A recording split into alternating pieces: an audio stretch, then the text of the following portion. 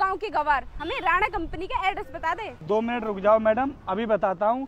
मेरी साइकिल की चेन फंस गई है। अब क्या पागलों की तरह 2 मिनट हम यहीं पर खड़े रहेंगे? जल्दी बता। मैं चलो ठीक है, पहले तुम्हें बता ही देता हूँ मैं। अरे रोहित, तू और इस साइकिल से तेरे इतने बुरे दिन आ गए क्या?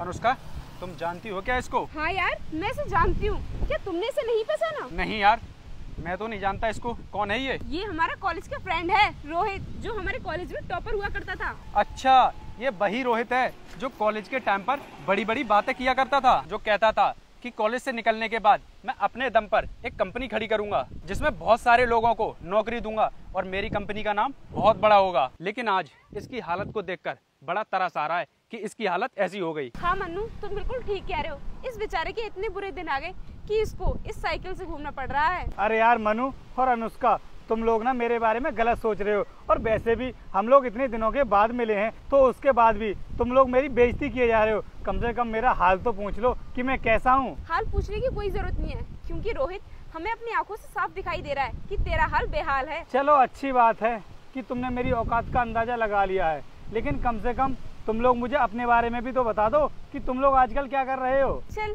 तूने पूछ ही लिया है तो हम तुझे बता देते हैं तेरी जानकारी के लिए। हम ना बहुत बड़ी कंपनी में जॉब करते हैं और वहाँ के मैनेजर ने हमारे काम से खुश होकर हमारे ट्रांसफर राणा कंपनी में कर दिया, जो कि इंडिया की सबसे बड़ी कंपनी है। और तुझे पता है हमें उस कंपनी में कितनी सैलरी मिलने वाली है? पूरे 1 लाख रुपए महीने की। अरे मन्नू, तुम इस गरीब को सैलरी के बारे में क्यों बता रहे हो? बेचारा सुनकर डर जाएगा। देख रोहित, तुझे उदास होने की कोई जरूरत नहीं है। 10-15 दिन हमें उस कंपनी में काम करने दे।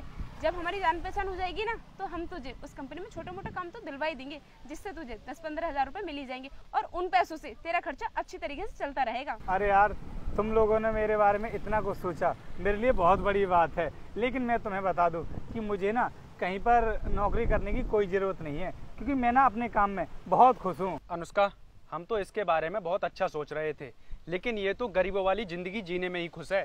अनुष्का, तभी तो कहते हैं कि बिना मांगे किसी की मदद नहीं करनी चाहिए। तुम एक काम करो, सर को कॉल करो और उनसे कंपनी की लोकेशन मंगा लो, फिर हम आसानी से पहुंच जाएंगे। हाँ, तुम बिल्कुल ठीक कह रहे हो। हम इस गरीब से बिना वजह बातें करके अपने टाइम वेस्ट कर रहे हैं। मैं उन्हें कॉल कर लेती हूँ।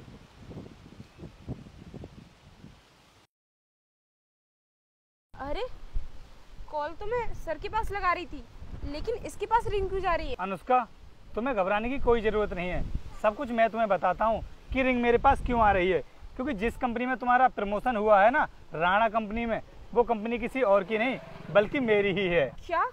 इंडिया की सबसे बड़ी कंपनी तुम्हारी है? हाँ, और पहले जिस कंपनी में तुम लोग जॉब करते थे ना, वहाँ के मैनेजर से मैंने बात की कि तुम्हें वहाँ पर कितनी सैलरी मिल रही है। तो वो बोल रहा था कि सर, हम तो उनके लिए 30,000 रुपये महीने की सैलरी दे रहे हैं। अरे, तुम लोग मेरे दोस्त थे, इसलिए मुझे ना तुम्हारी वो सैलरी बहुत कम लगी थी। इसलिए मैंने सोचा कि तुम्हें अपनी कंपनी में बुला लेता हूँ, जिससे कि तुम्हें अच्छी खासी सैलरी भी दे दूंगा और तुमसे बातचीत भी होती रहेगी, क्योंकि आखिर तुम मेरे दोस्त हो। और इसीलिए मैंने तुम्हें 1 लाख रुपए का ऑफर दिया था। रोहित, तुम इंडिया की सबसे बड़ी कंपनी रन कर रहे हो, फिर तुम इस साइकिल से क्यों चल रहे हो? हाँ रोहित, यही बात हमारे समझ में नहीं आई थी।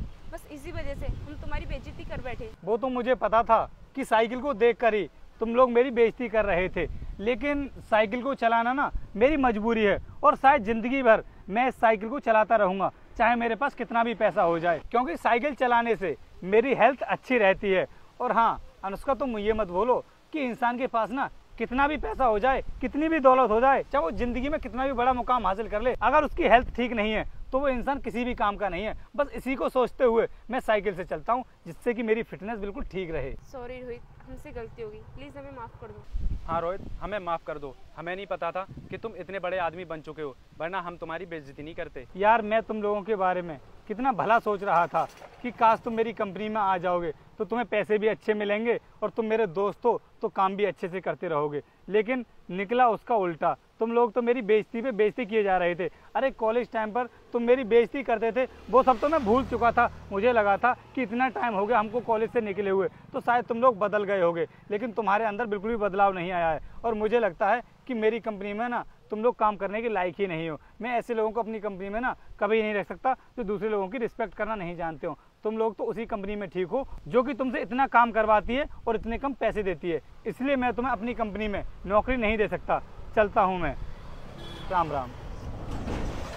अरे रोहित, कहाँ जा रहे हो? बात तो सुन लो हमारी, प्लीज़ हमें एक मौका दे दो। अरे रोहित, हमारी बात तो सुनो।